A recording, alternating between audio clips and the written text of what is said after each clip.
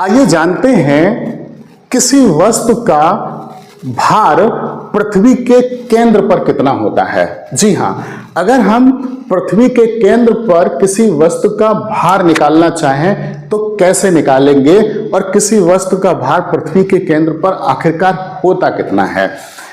देखिए, जैसे हमने ये पृथ्वी बनाई और ये है इसका सेंटर जहां पर हम भार किसी भी वस्तु का ज्ञात करना चाहते हैं।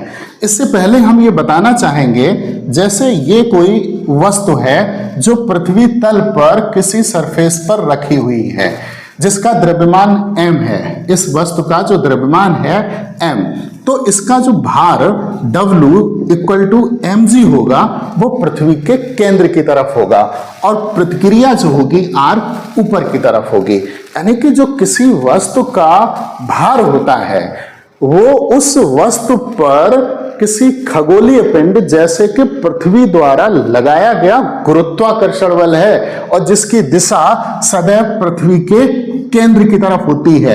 यानी कि W = है mg।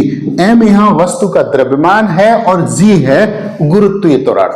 अब देखिए, ये रही पृथ्वी और ये है सेंटर और हम सेंटर पर किसी भी वस्तु का भार ज्ञात करना चाहते हैं।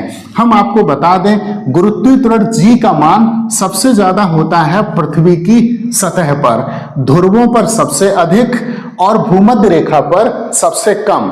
यानी कि जो ध्रुव हैं इन पर गुरुत्वीय त्वरण g का मान सर्वाधिक होता है और भूमध्य रेखा पर कम होता है। लेकिन यदि हम पृथ्वी से ऊपर जाएं तो भी g का मान कम होगा और अगर हम पृथ्वी की सतह से पृथ्वी के केंद्र की तरफ आए तो और शीघ्रता से कम होता है और पृथ्वी के केंद्र पर गुरुत्वीय त्वरण g का मान हो जाता है 0। जी हाँ, पृथ्वी के केंद्र पर गुरुत्वीय त्वरण g का मान हो जाता है 0। तो पृथ्वी के केंद्र पर किसी वस्तु का भार W = होगा mg और g है 0, यानी कि m × 0, तो W यानी कि भार जो है वो हो जाएगा 0। इस तरीके से पृथ्वी के केंद्र पर किसी भी वस्तु का भार 0 होता है। लेकिन ध्यान रखने वाली बात यह है, किसी वस्तु का द्रव्यमान 0 नहीं होता है। द्रव्यमान नियत रहता है, प्रत्येक जगह स्थिर रहता है।